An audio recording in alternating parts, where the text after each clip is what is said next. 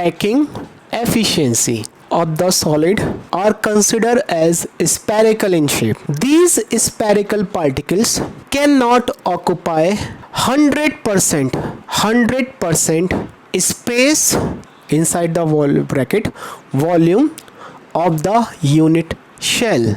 There is always some vacant space is present at the junction point of these particles. This vacant space or free space is called void space or interstitial space.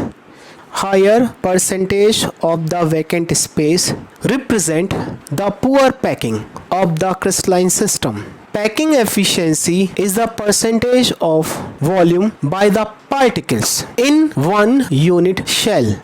Higher is the packing efficiency, compact is the structure. Generally, we have higher density and stronger lattice. That packing efficiency is related with the how much percentage volume occupied by the particle in one unit cell. If more space occupied by the particle, effectiveness is more, compactness is more, density is higher, lattice is stronger, and to break the lattice you have to provide the more lattice energy, then melting point and boiling point can also be the higher. Packing efficiency we can calculate as number of particles in one unit cell multiplied by volume of one particle.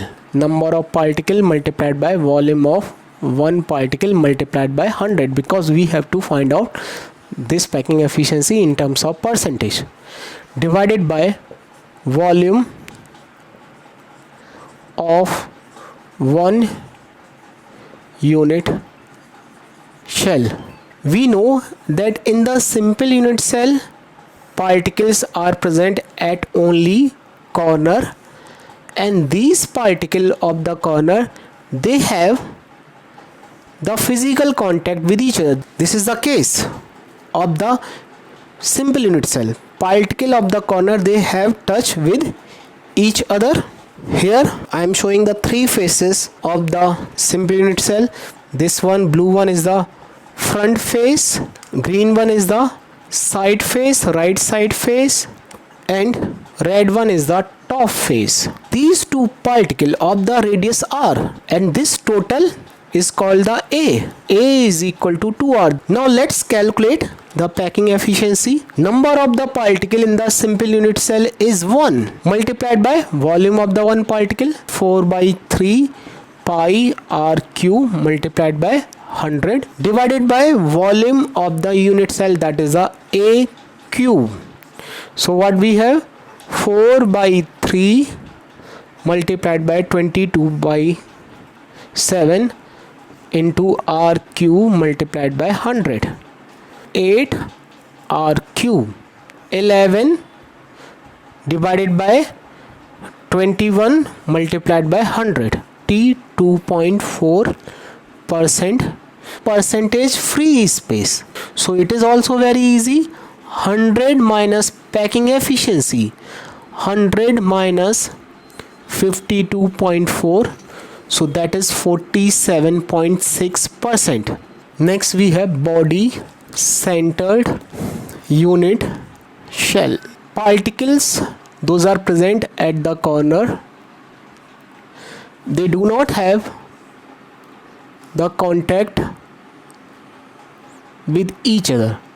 Front plane, front face blue, green plane right side, and top plane red one. And if we draw a normal structure, particles of corner and one particle at the body center. If I join this body diagonal, and these three particles are the particle A, particle B, and particle C. So particle A, particle B, and particle C, they have the contact with each other, they have the touch with each other. Particle A is present at the corner, particle B is present at the body center. Particle B is the particle of the body center, and particle C again the particle of the corner. So now this body diagonal, this AC, always A under root 3, AC is equal to A under root 3, which is equal to 4R. So now packing efficiency, student, packing efficiency, number of particle 2 in the BCC structure, number of particle are the 2 multiplied by volume of one particle, 4 by 3 pi r cube multiplied by 100 divided by volume of 1 cube. Now we have 11 under root 3 28 multiplied by 100 48. So student, packing efficiency of the BCC is 68%. Percentage free space or percentage void space, what is that? 100 minus 68, that become the 32%.